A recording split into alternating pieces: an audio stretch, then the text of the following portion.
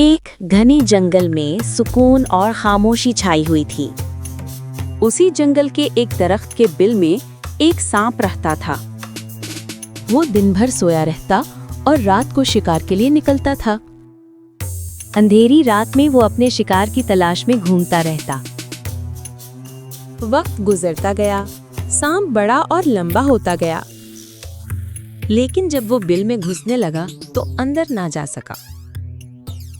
सांप ने सोचा, अब मुझे नया ठिकाना ढूंढना होगा।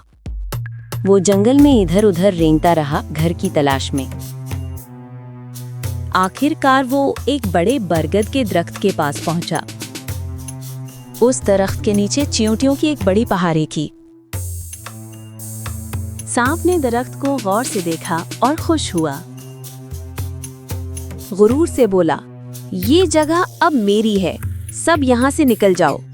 ये सुनकर जानवर और परिंदे सब के सब खौफजदा हो गए। वो एक एक करके डरते हुए भागने लगे, लेकिन चींटियों ने डरने से इनकार कर दिया। सब चींटियां इकट्ठी हुईं और लड़ाई की तैयारी करने लगी। चींटियां एक दूसरे को इशारे देने लगी। वो कतारों में चलते हुए सांप की तरफ बढ़ी। सांप फनकारने लगा और जोर से गरजा।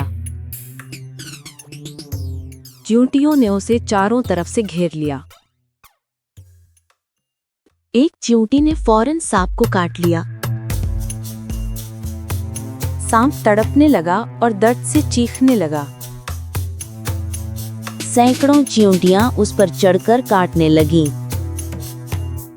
आखिरकार सांप वहां से भाग खड़ा हुआ।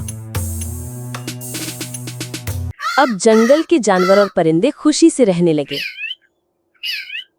सबक: ताकत गुरूर से नहीं, इत्तेहाद से पैदा होती है।